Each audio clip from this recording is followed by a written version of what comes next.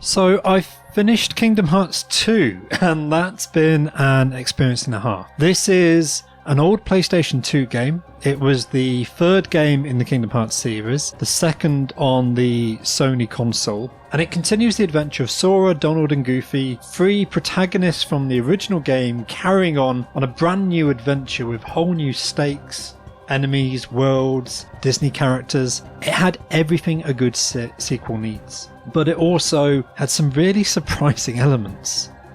I praise the original game for the way it uses nostalgia as an emotional weapon. It uses these Disney worlds to frame a story of loss and loneliness and isolation. But the sequel doesn't do that. The sequel is a very different beast. And I wanted to break it down and try and understand why, even though all of the emotional feels I get from this game, and even actually the core combat loop, the same way you play the game, is very different and very evolved from the first game, I still absolutely adore this title. So, I'll start with the beginning, and I think this one caught a lot of people out, and it's not the only sequel on the PlayStation 2 to do this. Released on the PlayStation 2 as well, Metal Gear Solid 2 was the sequel everyone was waiting for. Solid Snake was the coolest character in gaming, and Hideo Kojima wanted and promised a sequel that would live up to all of the expectations of everyone who'd loved the first game on the original PlayStation. And then something happened. When Metal Gear Solid 2 came out after a brilliant opening mission,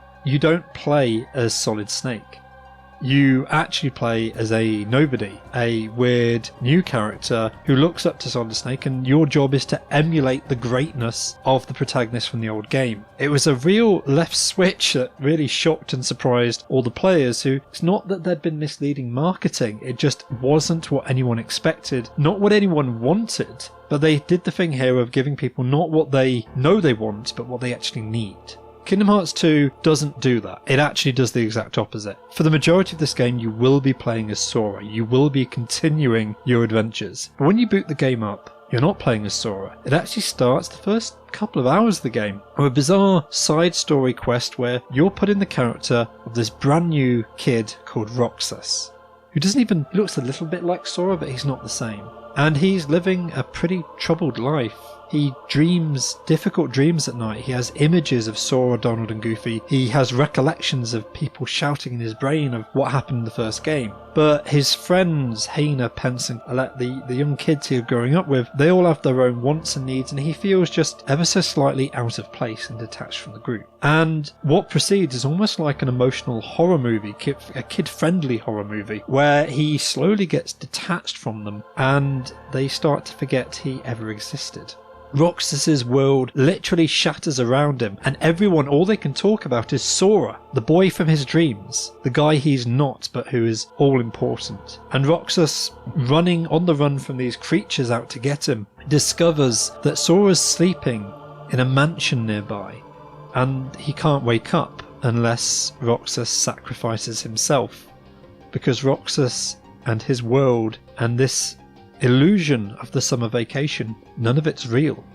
Sora's real. Sora's the hero the world needs right now. Roxas is a nobody. So Roxas walks towards Sora, walks towards his fate, and very nearly almost is never heard from again. It's a completely about-face beginning of any video game. It's completely unexpected. There'd never been a hint of Roxas before this game. If you'd played the Game Boy Advance Interquel, the game that sits between Kingdom Hearts 1 and 2, Chain of Memories, then actually you would have seen and have some idea of why Sora is sleeping, why he has been put into this trance, and who Axel and Namine, the nameless characters who are trying to manipulate Roxas, one in favour and one against Sora being awakened. That puts that into context. It explains why Sora has been out of action, but it doesn't explain Roxas. All you have here is the tragedy of a boy whose life disappeared around him. But then, on with the game. Sora's awake, it's a brand new day, a brand new adventure. It's Kingdom Hearts 2, it's the game you came here to play. Roxas was just the tutorial. He was just the mode designed to set you up for what was to come. But that doesn't mean he's not important. And throughout the rest of the game, you'll slowly figure out where Roxas fitted into this. And when I said he was a nobody, I literally meant it. Because the first thing, after spending an entire video game searching for Mickey Mouse, who was only briefly seen right at the very end of the first game before the credits, he appears right off the bat at the start of the second game and sends you to Yen Sid, the powerful wizard from Fantasia, the old movie. And so there's some really deep cuts right the way back to the origins of Disney history here, and this is something Kingdom Hearts 2 will do a great job of. Yen Sid lays out the scene for you. He explains for anyone who's forgotten what the first game was that your role as the Keyblade wielder is to seal off and protect hearts, both the hearts of people and the hearts of worlds. People who give in to darkness, which is kind of an allegory for depression, loneliness, whatever dark forces you want it to be, people who give in to the darkness, they turn into heartless. These savage, emotional beings with no higher cognitive functions. They just react to the world around them and they lash out and they try and turn everyone to be like them, heartless monsters. And Sora spent the first game defeating Heartless and defeating Ansem, the Seeker of Darkness, a man who believed and had given himself into the darkness because he believed that it was all consuming. So the Heartless are back and they're still on the prowl, but much more cognizant as a threat are a group called Organisation 13. These are nobodies, because Yen Sid poses the idea that when a mind is consumed by darkness, it creates a Heartless, but if the person behind that mind had a particularly strong will, the body can save itself. Even though it has no heart, it can persist, full of thoughts and memories but no feelings. This proximity, this imagination, this shell of a person will carry on. And these are the nobodies, these are the Organisation 13. The people Sora met in Castle Oblivion in the Integral game. The ones who messed with his memories and caused him to need to go into the trance. They're up to no good and they have to be stopped. Meanwhile, Sora's friend Riku, who was sealed off in the darkness at the end of the first game, he's still out there and Sora wants to go hunt down his friend. We know the king, Mickey Mouse, is out and about, but he disappears almost as soon as sending you to Yen Sid. So Donald and Goofy follow Sora, and you're off to the Disney worlds in the hunt for Riku. But it's so different from the first game. These are no longer places full of nostalgia and love designed to distract you from your real quest. These are the quests. This is Sora going out, searching through the world, reconnecting with people he's already met, and stories and adventures that have carried on in his absence, or making new friends. This is about building the bonds of friendships, and it's just fantastic. All of the worlds are much more open and larger than they were in the first game. Sora controls in a much more responsive way. In a way, when you unlock all of his moves at the end of the game, he almost moves too quickly. The combat is fast and frenetic. It was quite slow and turgid in the first game, but they have really revamped the battle system, and it's just a joy to dive in and out of these different patches from Disney history. And there's some real deep cuts here. After Yen Sid, the next real deep cut is there's an area called Timeless River, which is based off the old black and white, really original early days Walt Disney cartoons. And Donald, Goofy, Mickey and Pete, shipboat captain Pete, reprise their looks and appearances from those old Disney games. And there's a real small touch that I really appreciated,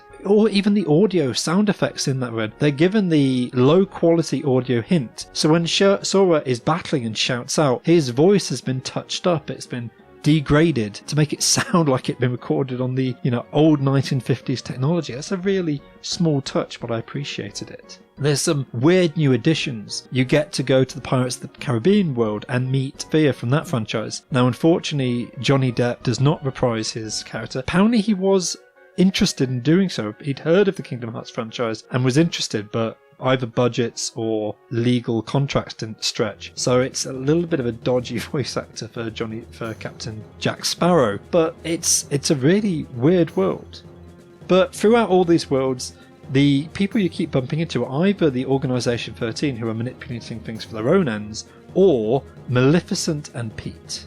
Now, Maleficent was in the first game as one of the villains. It was her who was trying to twist Sora's friend Riku, turn him against his friends and make him think that he'd been abandoned because she saw potential in Riku. Now, he eventually turned on her and turned her into a Heartless, and then who was then put down by Sora.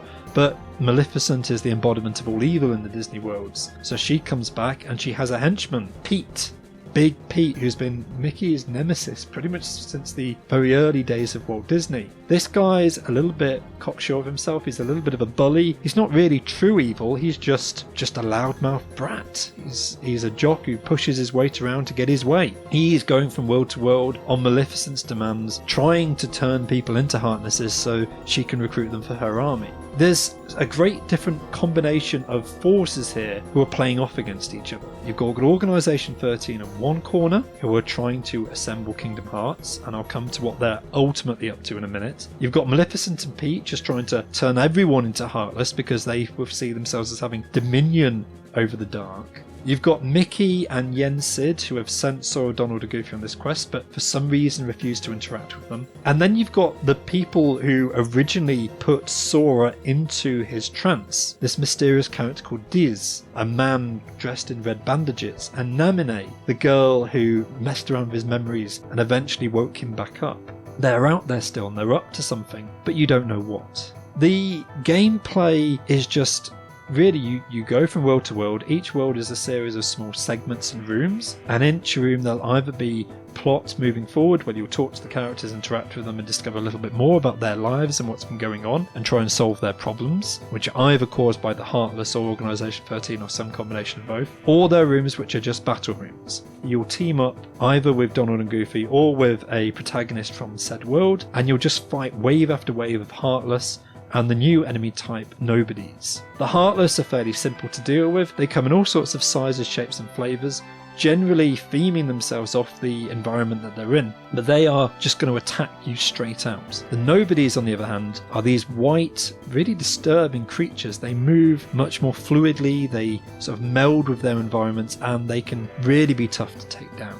But Sora, swinging his Keyblade, is just a whirling dervishes of action as he uses a combination of sheer might and magic to force his way through. So it's a combat game. You move from room to room, battling Heartless after Heartless after Heartless after Nobody, taking bigger and bigger bosses down and unlocking more and more worlds as you go. To travel between the worlds, you have a real shoot-'em-up minigame section to unlock new worlds, and there's some really interesting decisions made here. Final Fantasy characters, which had been in the first game, they have a little bit more of a prominent role. We had Cloud, Sephiroth, Squall, Tifa, Yuffie in the first game, but newcomer here, Auron, appears in the Hercules world, where they actually pair up in this Underworld Oblivion Championship, where Hades recruits the souls of the dead.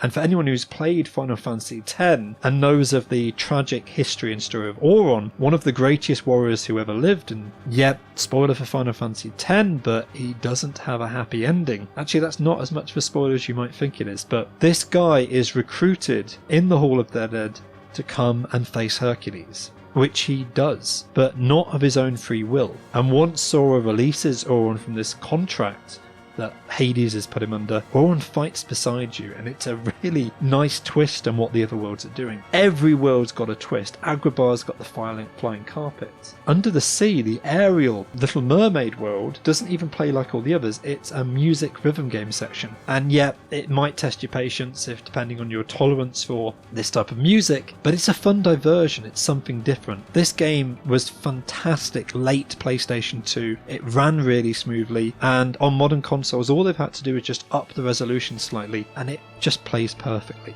But once you've explored all the worlds and seen everything there is to see, you're called back to Hollow Bastion, which was the end level of the previous game and is now your home base for this game. And you are met by Mickey Mouse, who finally promises you answers. There's a bit of a diversion with Tron, another deep cut from Disney history. You go into the computer system of Hollow Bastion to find out twists about what's really been going on in this Kingdom Hearts franchise. And here's where the bomb drops. The guy you're fighting, the ultimate villain of this game, is the Nobody that was created when Ansem gave into darkness. So technically he's the other reflection of the villain of the first game, except for he's not.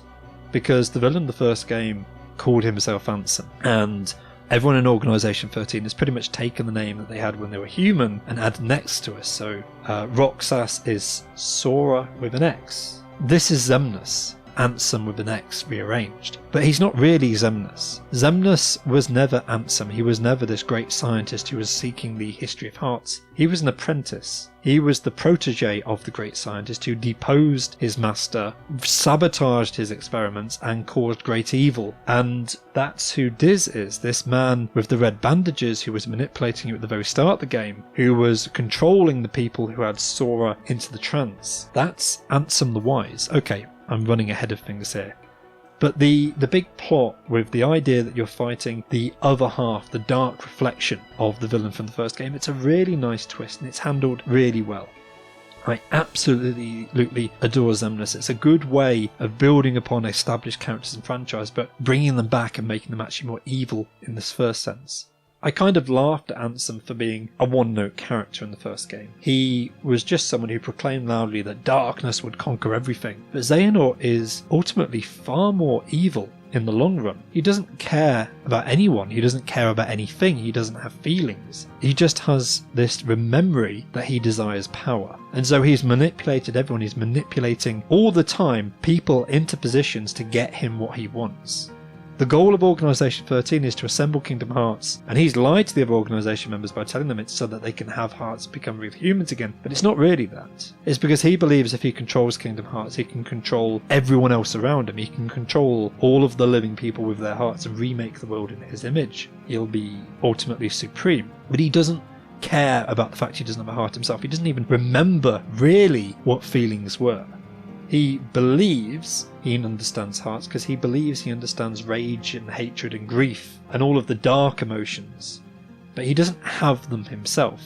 And he doesn't respect or understand or appreciate all of the hope and the love and the light and the good feelings that Sora really is the embodiment of. He's overcome his demons from the first game. He's a really positive character, just a ray of sunshine, moving from world to world, helping people overcome their problems, and then moving on, building connections of friendship everywhere he goes. But there is one fundamental problem with all this. Sora's role as the Keyblade wielder, when he defeats a Heartless, that heart is released, and that is how Organisation 13 are going to become all powerful, how they're going to assemble Kingdom Hearts, because every time Sora kills a bad guy, slays an enemy, saves a life, everything you do, which is to protect the people you love, is ultimately empowering this shady organisation. It's a real weird twist halfway through the game that puts a rather dark spin, because you have to go back to all the worlds you've already visited once, and there's more problems there and more things you have to overcome. But the whole time you do it, you're aware that you're just giving the organisation what they want. But you have to keep going because you want to find Riku, your one friend who's still missing from the first game.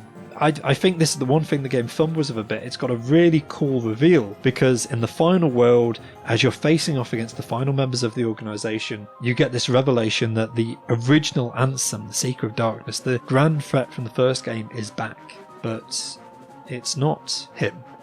It's Riku, who gave into his darkness and became the thing that he hated. But he needed to become that thing to have the power to stand up, to face his demons.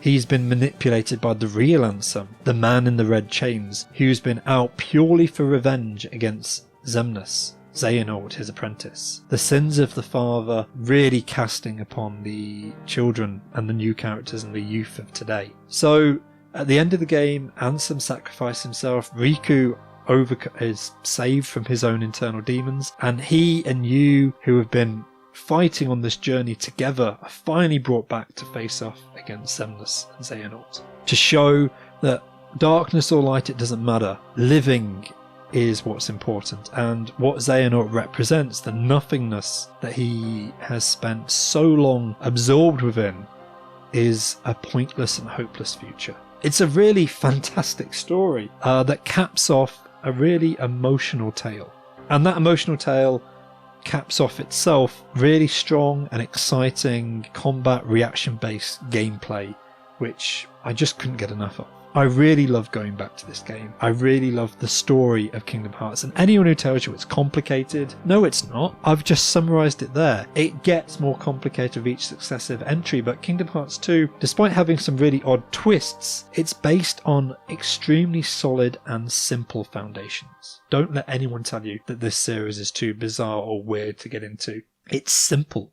It's emotional, it's heartfelt, it's honest to itself. No one ever takes an action in these games without clear and solid motivations behind them. And yes, if you just look up the Wikipedia page or the plot summaries, those motivations might appear to be extremely complicated, but actually in the moment it's usually quite simple. People do what they do because that's what their heart tells them to do. They take sides. They either turn against the darkness in the world and stand up for what's right, or they run in fear and cower from it, or they embrace evil and try and manipulate it so at least that they get something positive out of the outside. The Disney worlds are now just this. They're no longer nostalgic fan traps. They are just a setting, a series of locations for a threat that transcends not just one universe, but all of them. It's the commonalities between these disparate groups of people who have similar problems underneath it all, but need to overcome them all individually so that they can then stand together. It's simple. And if you have a chance to play Kingdom Hearts 2, I can really, really recommend it.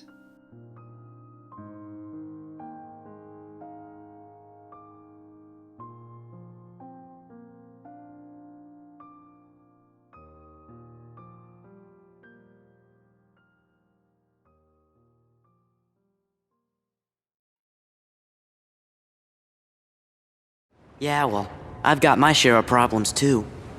Like what? Like wanting to be like you. Well, there is one advantage to being me. Something you can never imitate. Really? What's that? Having you for a friend. Then I guess I'm okay the way I am. I've got something you could never imitate too.